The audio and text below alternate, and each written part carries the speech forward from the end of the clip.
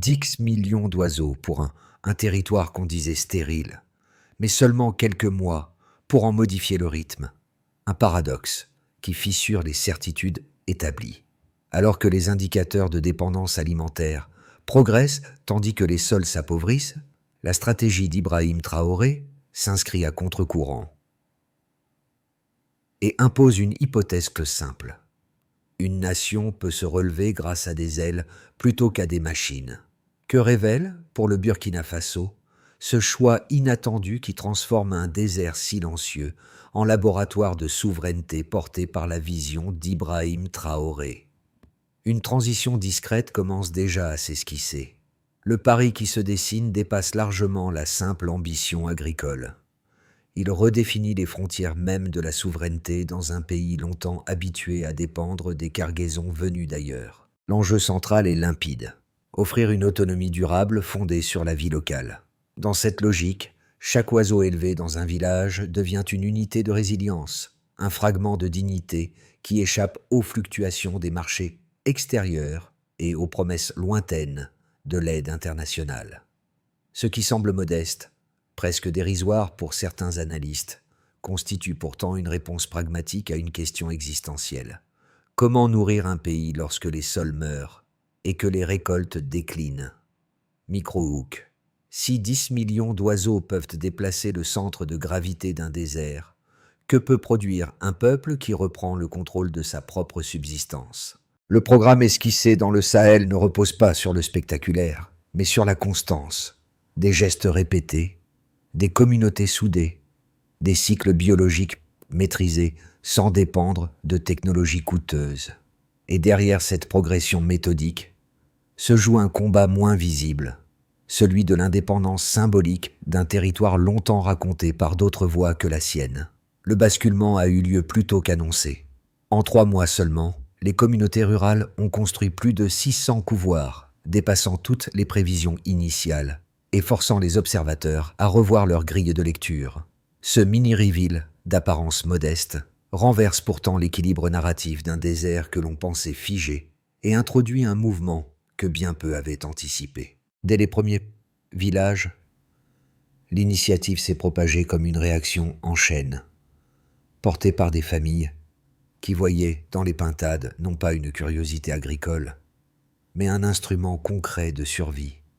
Les sols brûlés retrouvaient une respiration ténue, les enfants restaient davantage au village pour apprendre le comptage des couvées, et les marchés, autrefois tributaires de la viande importée, commençaient à proposer les premiers produits issus de la protéine verte. Dans ce paysage recomposé, Ibrahim Traoré ne parlait pas de symboles. Il parlait de souveraineté vécue, palpable, mesurable, dans les gestes quotidiens, plutôt que dans les discours officiels.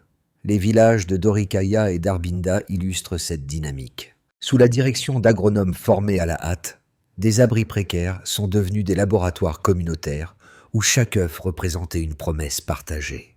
Les rires d'enfants remplaçaient peu à peu le silence lourd des saisons mortes, marquant un retour du vivant dans les interstices d'un paysage longtemps abandonné aux sécheresses successives. Les coopératives locales jouaient un rôle décisif. Elles unissaient les efforts, coordonnaient les échanges, instituaient des pratiques simples mais robustes, capables d'exister sans dépendre d'importations coûteuses ou de technologies inadaptées au Sahel. Dans ce contexte, la phrase devenue célèbre « Si nous pouvons nous nourrir, nous pouvons nous libérer » acquiert une dimension nouvelle. Elle n'est plus un slogan inaugural, mais la synthèse d'un processus où la lenteur devient stratégie et où la reconstruction passe par la maîtrise du vivant à l'échelle la plus humble, celle du village, de la famille, de la couvée. Ainsi se dessine le véritable théâtre du changement, non pas dans les capitales, mais dans les espaces où la terre et la mémoire se rencontrent. Pour comprendre la portée réelle du programme, il faut suivre ceux qui en vivent les premiers effets. Les familles qui, dans les villages du Nord, ont transformé quelques abris en foyers de production autonome. Ce sont elles, davantage que les institutions, qui servent de boussole pour mesurer la valeur d'un modèle axé sur la sobriété, la solidarité et la reconstruction lente des écosystèmes. Le premier témoin, un agriculteur de Doricaya, raconte comment les pintades ont modifié son rapport à la terre. Et il ne s'agit plus seulement de survivre à la saison sèche, mais de réapprendre un cycle, nourrir les oiseaux, collecter les œufs, fertiliser les sols. En quelques semaines, dit-il, la terre respire différemment. Cette observation intuitive rejoint les données plus tardives sur la régénération biologique, mais elle en incarne la version la plus humaine, celle du geste, répété chaque matin. La deuxième micro-histoire vient d'Arbinda.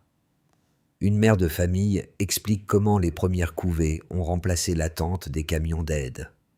Les enfants, souvent contraints de quitter le village, restent désormais pour participer à l'élevage. La pintade devient ici plus qu'un oiseau, un lien entre générations, une forme de continuité dans un paysage marqué par la rupture. Les coopératives locales accompagnent ce mouvement en organisant les naissances, en comptant les œufs, en partageant les couvées entre les foyers. Elles créent une dynamique où chacun contribue et chacun reçoit, sans hiérarchie lourde ni dépendance extérieure. Ces deux récits, modestes mais précis, montrent que la transformation n'est pas théorique. Elle vit dans les mains de ceux qui la pratiquent. Et c'est là que se jouent les premiers effets véritables du programme, au plus près du sol, au plus près des familles.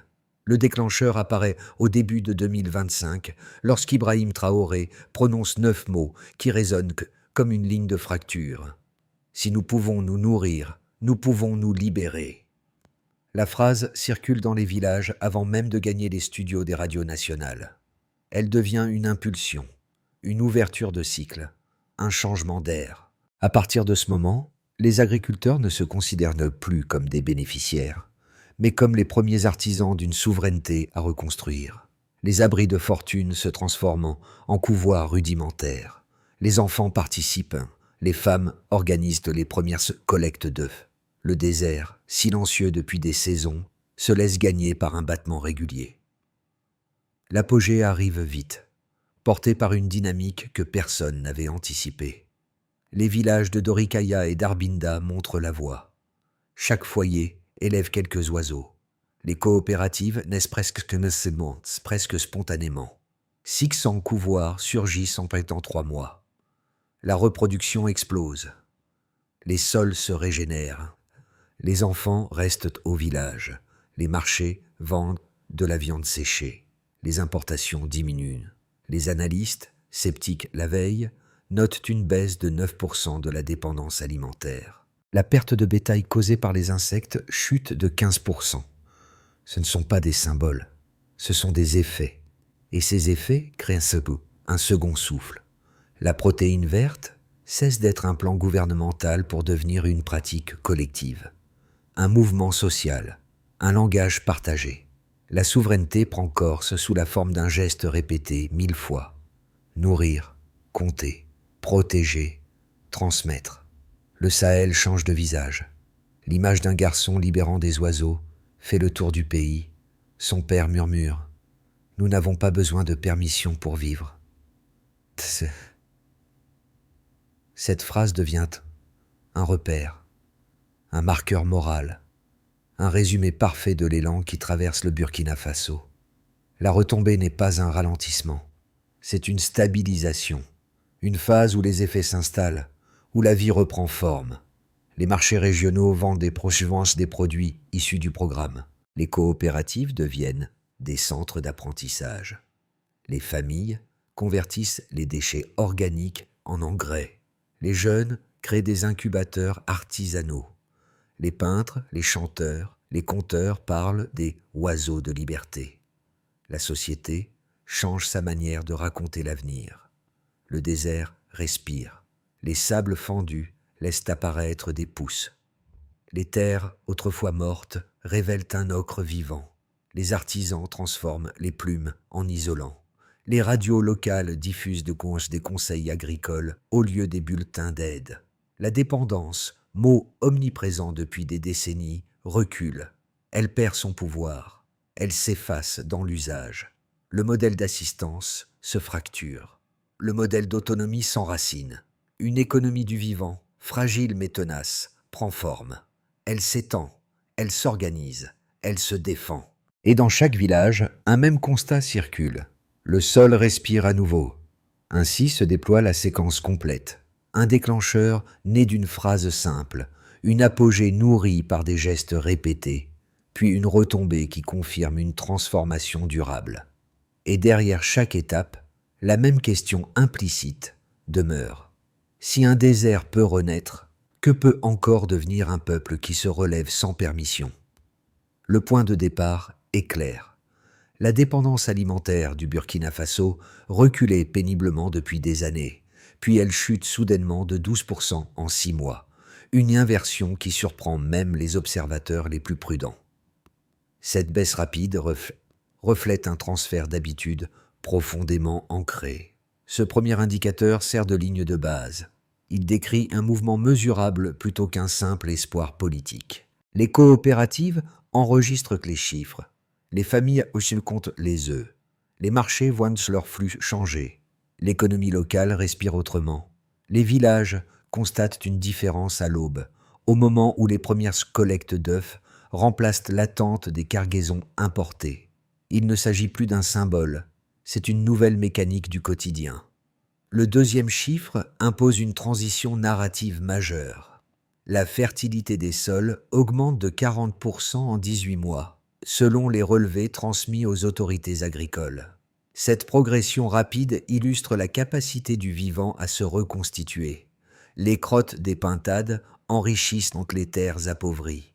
Les herbes reprennent, les pousses se multiplient, les champs morts révèlent des nuances ocre. Les agriculteurs parlent d'un sol qui recommence à respirer. Ce constat, souvent répété, marque un renversement matériel des perceptions liées au désert. La sécheresse n'est plus un horizon immobile. Elle devient un obstacle contournable. Le troisième chiffre dévoile une autre facette de la transformation. La baisse de 22% des importations de viande dans les zones rurales. Ce recul structurel traduit un transfert de souveraineté alimentaire. Les marchés vendent davantage de produits issus des élevages villageois. Les familles dépendent moins des circuits extérieurs. Les camions d'aide perdent leur centralité logistique. Les économies locales gagnent en densité. Les coopératives organisent mieux les flux. Elles apprennent à gérer la distribution, à structurer l'offre, à anticiper les besoins. Cette autonomie en expansion redéfinit la notion même d'efficacité économique dans le Sahel. Ces 3 chiffres, mis bout à bout, composent une grille de lecture cohérente. Ils ne décrivent pas un miracle, mais un système organique. Ils racontent la lenteur comme stratégie, la reproduction comme levier, la répétition comme méthode. Ils montrent comment des gestes minuscules peuvent constituer une force statistique. Dans cette accumulation, le programme protéine verte, cesse d'être un objet d'analyse pour devenir un modèle reproductible. Chaque donnée confirme la logique défendue depuis le début. Moins d'assistance, plus de liens, moins d'importation, plus de cycles maîtrisés, moins de dépendance, plus de souveraineté. Cette approche séduit par sa simplicité. Elle déroute aussi, car elle ne correspond pas aux standards internationaux. Pourtant, elle répond à un besoin fondamental, la capacité d'un peuple à nourrir ses enfants sans permission extérieure. Et c'est précisément ce que les chiffres valident. Ils ne célèbrent pas un triomphe, mais une discipline collective, une méthode lente, une reconstruction depuis le bas, une stratégie où l'efficacité se mesure non pas à la vitesse, mais à la stabilité. Ainsi, la dimension quantitative ne sert pas à impressionner. Elle sert à prouver que le désert peut se réorganiser dès lors qu'on lui restitue son rythme naturel. Et derrière chaque pourcentage, une même question s'impose. Comment un modèle si simple peut-il produire un impact si profond? La première position, formulée par plusieurs économistes occidentaux, affirme qu'un élevage diffus de pintades ne saurait soutenir durablement la sécurité alimentaire d'un pays entier. Selon eux, la fragmentation des unités de production limite la capacité de monter en échelle, crée des variations impossibles à contrôler et empêche la standardisation nécessaire à des filières solides. Ils redoutent aussi qu'un modèle basé sur des microcycles biologiques devienne trop dépendant des aléas naturels, surtout dans un Sahel soumis aux sécheresses successives. Pour ces analystes, un tel système ne peut que produire des gains ponctuels, sans jamais franchir le seuil structurel qui sépare l'autonomie locale d'une indépendance véritable.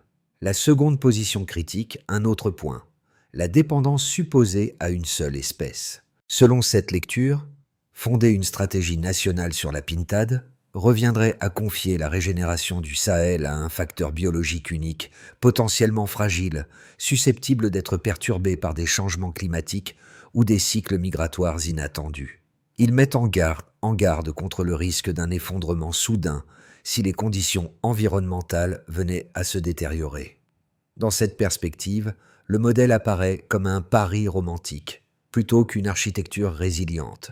La réponse, pourtant, se trouve dans les données mêmes du terrain.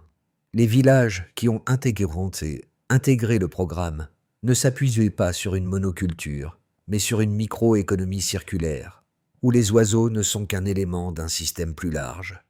Fertilisation des sols, réduction des insectes dévastateurs, reproduction locale, troc communautaire et redistribution coopérative. La pintade n'est pas une dépendance, c'est un catalyseur. Elle active des chaînes d'effets qui, à leur tour, soutiennent d'autres activités. Culture revitalisée, marché réanimé, jeunes qui restent au village, familles qui transforment les plumes et les déchets organiques. Cette architecture diffuse, loin d'être une faiblesse, constitue la résilience même du système, car elle élimine les points de rupture centralisés. Elle s'appuie sur la répétition des gestes, la diversité des usages et la capacité des communautés à absorber et redistribuer les chocs. Ainsi, le Stillman ne nie pas les critiques, il les intègre, pour montrer que la force du modèle réside précisément dans ce que c'est et que ses détracteurs confondent avec de la fragilité. Le désert bouge. Cette phrase, prononcée calmement par Ibrahim Traoré, marque le milieu exact de la trajectoire du programme et introduit un basculement inattendu. Les satellites commencent à enregistrer des stries vertes, suivant les routes migratoires des pintades. Ce détail, presque anecdotique en apparence, recompose pourtant la compréhension du projet.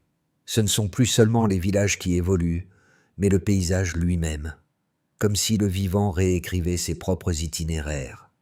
Les scientifiques, d'abord sceptiques, observent le phénomène sans parvenir à en épuiser les ressorts.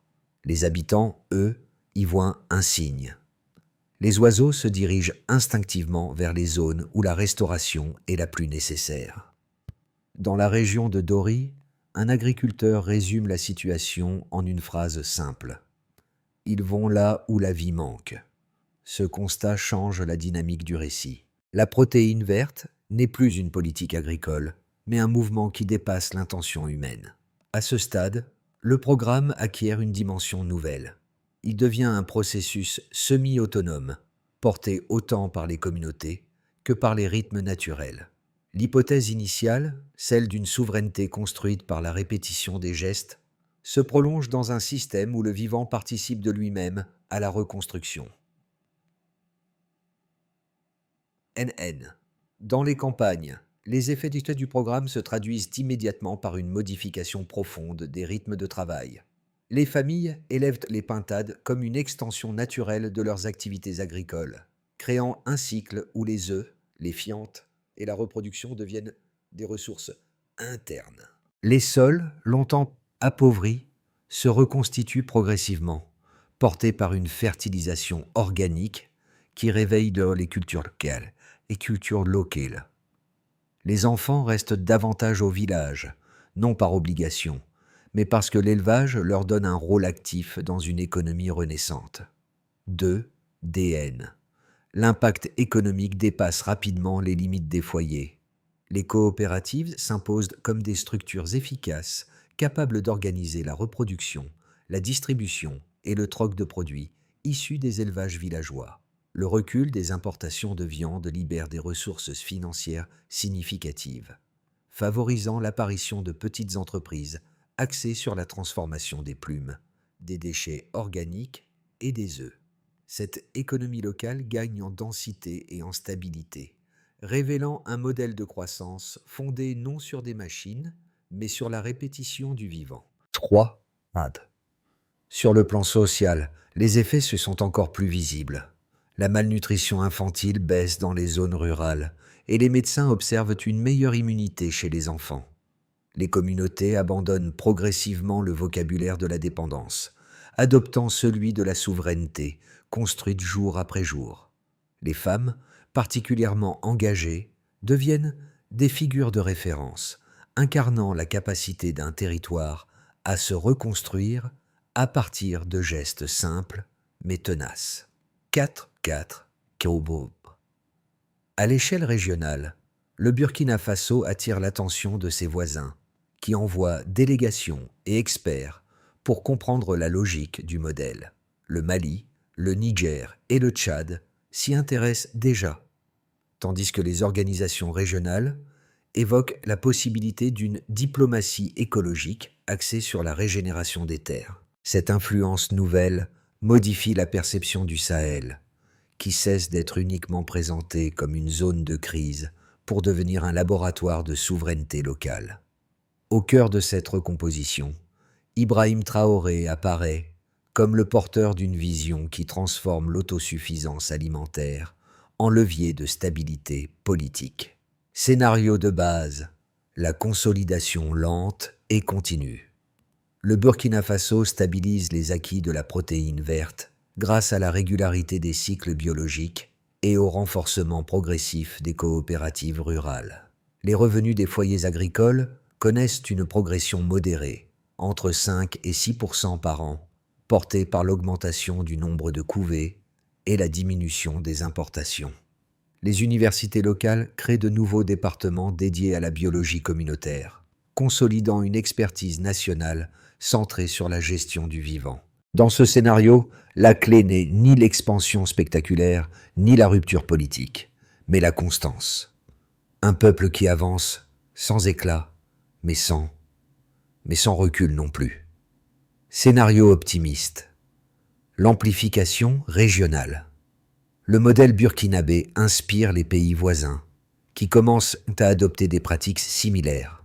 Le Mali et le Niger intègrent des réseaux de reproduction transfrontaliers, créant une coordination sahélienne autour de la régénération des terres.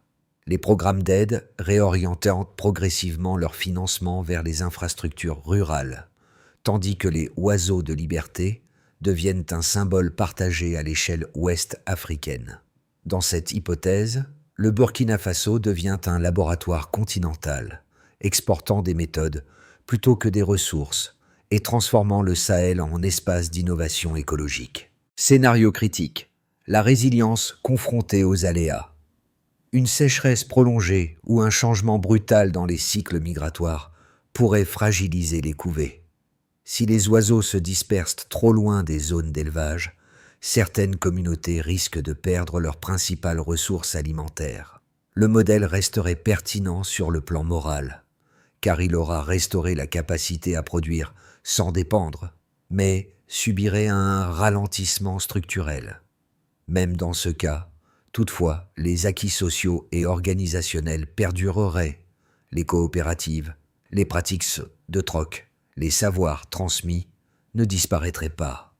Kuyen Ngitudui, Kongan Sakswat. La question centrale n'est pas de prédire lequel de ces chemins prévaudra, mais de comprendre comment un système fondé sur le vivant peut absorber les chocs. Penser les prochains mois, c'est accepter que la souveraineté ne repose pas sur la certitude, mais sur la capacité d'un peuple à ajuster ses gestes lorsque la Terre change de rythme. Ce qui se joue dans ce programme dépasse les chiffres, les coopératives et les couvées. Il touche directement les individus, chacun à son niveau, chacun dans sa propre manière de traverser le quotidien. 3 groupes, en particulier, révèlent la portée intime de cette transformation. Groupe A. Ceux qui vivent au plus près de la terre. Les agriculteurs, les familles rurales, les jeunes qui restent au village plutôt que de migrer, Tous perçoivent le programme comme une manière de reprendre prise sur le réel. Ils n'ont pas besoin d'abstraction. Ils voient la différence au lever du jour, lorsque les œufs remplacent l'attente et que les champs prennent une teinte plus vive. Pour eux, la souveraineté n'est pas un concept politique, mais un outil pour nourrir leurs enfants. Groupe B. Ceux qui cherchent de nouveaux repères économiques. Les artisans, les petites entreprises rurales et les coopératives découvrent dans le modèle un espace d'innovation accessible. Ils transforment les plumes en isolants, réutilisent les déchets organiques, construisent des incubateurs artisanaux. Cette économie émergente offre une stabilité inattendue, libérant des ressources autrefois captées par les importations. Le changement est subtil, mais il réoriente la manière même de concevoir la croissance. Groupe C. Ceux qui observent et se projettent. Les étudiants, les enseignants, les jeunes citadins et les voix régionales trouvent dans l'exemple burkinabé une source de réflexion. Ils y voient là la preuve qu'une solution locale peut rivaliser avec les modèles importés, pour peu qu'elle s'appuie sur la mémoire et la terre. Cette réinterprétation de la souveraineté, ancrée dans le vivant, leur offre un repère dans un environnement souvent instable. Ainsi, chaque spectateur, qu'il vive au cœur du Sahel ou à des milliers de kilomètres, peut reconnaître dans ce mouvement une invitation à repenser sa propre relation au possible. Pour inscrire durablement les avancées du programme, plusieurs étapes doivent être coordonnées, avec précision, chacune impliquant des acteurs identifiés, des outils simples et des indicateurs mesurables. Ibrahim Traoré insiste sur ce point. La souveraineté n'est pas un horizon, mais une méthode. 1. Structure des hubs régionaux. Qui, État plus coopérative. Chaque région doit disposer de centres de formation capables d'enseigner les pratiques issues de la protéine verte. Les jeunes y apprennent la gestion des couvées, la reproduction et l'organisation des flux. Indicateurs, nombre de foyers accompagnés et taux de reproduction stabilisé. 2. Renforcer les infrastructures rurales. Qui, municipalité plus communauté. Il s'agit de créer des puits, des systèmes d'irrigation écologique et des circuits de distribution courts. Ces infrastructures doivent réduire la dépendance aux importations et soutenir la production locale. Indicateurs. Diminution du temps nécessaire pour acheminer les produits villageois au marché. 3. Intégrer une technologie légère. Qui? Artisans plus jeunes diplômés. Des incubateurs artisanaux, des applications locales de suivi des couvées et des outils de comptage simples permettent d'augmenter les rendements sans rompre avec les équilibres naturels. Indicateurs, régularité des cycles de reproduction et taux de perte réduits. 4. Élargir l'échange culturel et la communication. Qui? Radio, plus école, plus artistes.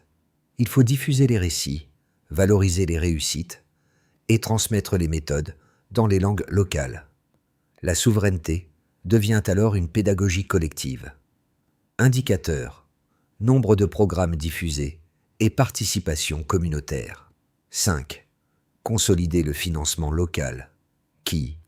Coopérative plus réseau d'épargne.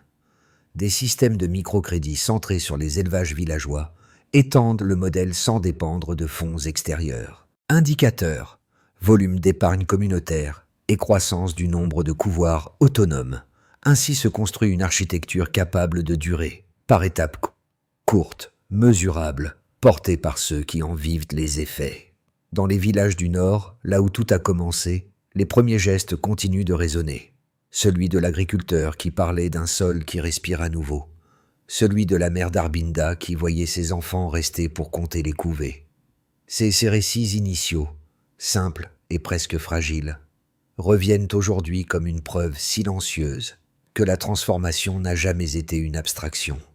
Ils constituent la mémoire vivante d'un mouvement qui a pris racine dans les mains de ceux qui n'avaient que la terre et la patience pour avancer. C'est dans ce retour au geste fondateur que l'on mesure le mieux la portée du projet. Ibrahim Traoré, en plaçant la souveraineté au niveau du foyer plutôt que dans les discours, a révélé un principe essentiel. Un pays se relève d'abord par ceux qui s'enracinent. La protéine verte n'est pas devenue un symbole parce qu'elle était ambitieuse, mais parce qu'elle a permis à chacun de retrouver un territoire intérieur où la dignité ne dépend de personne. Les voix, les rires, les couvées, les marchés réanimés, tout cela compose une trame qui dépasse les chiffres. Et au cœur de cette trame demeure une intuition simple. La dignité pousse là où les gestes persistent. Le mouvement né dans les villages du Sahel n'appartient plus seulement aux familles qui élèvent les pintades. Il appartient désormais à tous ceux qui reconnaissent dans ces gestes lents une manière de réapprendre la liberté. La protéine verte n'a pas changé le paysage par miracle, mais par accumulation de volonté, par l'obstination de milliers de mains qui ont décidé qu'attendre n'était plus une option. C'est cette énergie diffuse, presque invisible d'abord, qui devient aujourd'hui un repère pour tous ceux qui cherchent une façon de contribuer, même modestement, à un avenir moins dépendant et plus ancré. Chacun peut s'y retrouver, dans un récit de patience, dans un effort collectif, dans l'idée qu'un peuple gagne en force lorsqu'il reprend le droit d'agir à son propre rythme. La souveraineté cesse alors d'être un slogan pour devenir une pratique quotidienne, faite d'attention, de transmission et de liens tissés au ras du sol.